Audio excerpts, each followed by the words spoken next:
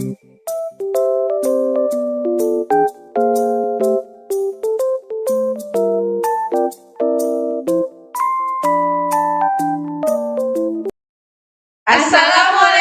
warahmatullahi wabarakatuh. Selamat pagi.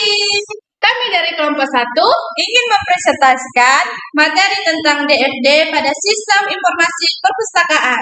Baik, materi pertama akan dibacakan oleh saya sendiri. Di sini saya akan menjelaskan diagram arus data dari Sistem Informasi Perpustakaan. Terdiri dari 4. Yang pertama, proses update data buku. Proses ini meliputi penambahan, pengubahan, dan penghapusan data buku perpustakaan.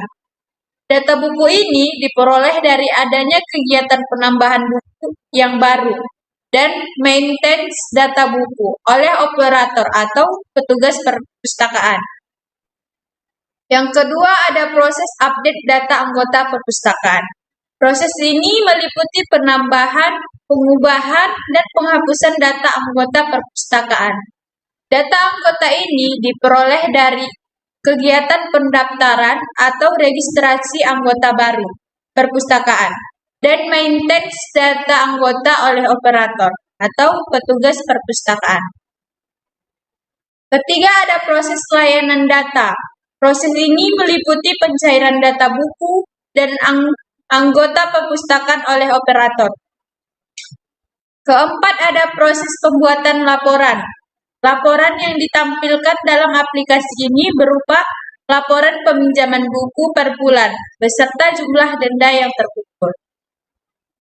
Di sini terlihat gambar ERD tingkat 0 Sistem Informasi Perpustakaan.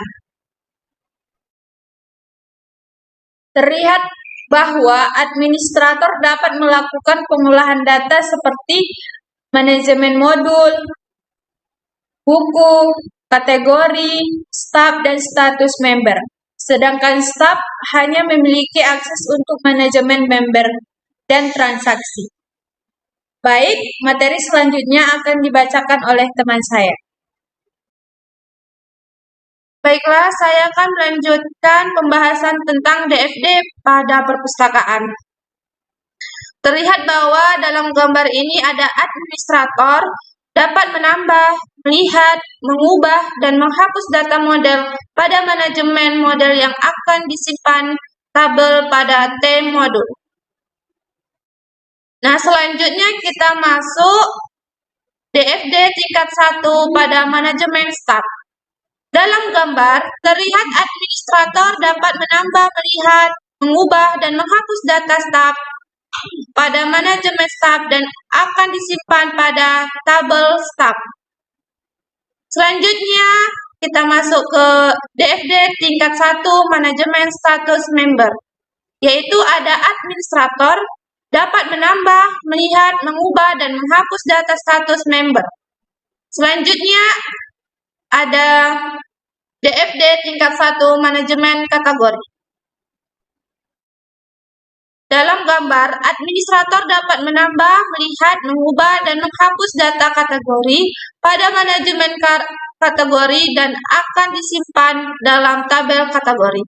Selanjutnya akan diselanjutkan oleh teman saya. Baiklah, di sini saya akan melanjutkan materi DFD tingkat 1 yaitu manajemen buku. Di dalam gambar terlihat administrator dapat mengubah, melihat, mengubah, dan menghapus data buku pada tabel buku dan akan disimpan dalam tabel T buku. Selanjutnya itu DFD tingkat 2 manajemen link, yang dimana dalam gambar tersebut terlihat administrator dapat menambah, melihat, mengubah, dan menghapus data link pada manajemen link dan akan disimpan dalam tabel link tersebut. Materi selanjutnya akan dibacakan oleh teman saya. Di sini saya akan melanjutkan materi berikutnya yaitu tentang DFD perpustakaan. Di sini ada DFD tingkat 1 manajemen member. Dalam gambar terlihat staf dapat menambah, melihat, mengubah, dan menghapus data member pada manajemen member dan dan akan disimpan dalam tabel. Berikutnya ada DFT tingkat 1 manajemen transaksi. Dalam gambar terlihat staf dapat menambah, melihat, mengubah, dan menghapus data transaksi pada manajemen transaksi dan akan disimpan dalam tabel transaksi. Selanjutnya akan disampaikan oleh teman saya.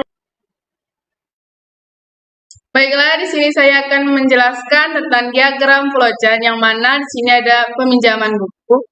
Di sini ada diagram flowchartnya. Ada sini start, login, staf, administrator, input transaksi, data valid, database, dan finish. Yang mana jika login yang dimasukkan bukan staf, maka akan diarahkan ke halaman administrator. Seperti contoh ini dia login ke staf dan ke admin. Dan jika login sebagai staf, maka akan dapat melakukan input transaksi seperti diagram ini, dia login, staf, dan input transaksi. Jika data yang diinput valid, maka dimasukkan ke dalam database. Seperti ini dia valid, dia akan masuk ke database. Jika tidak valid, dia akan masuk ke input transaksi lagi. Jika data sudah masuk, maka proses sudah selesai. Jadi, jika dia sudah masuk ke database, maka dia akan finish seperti diagram seperti di atas nih.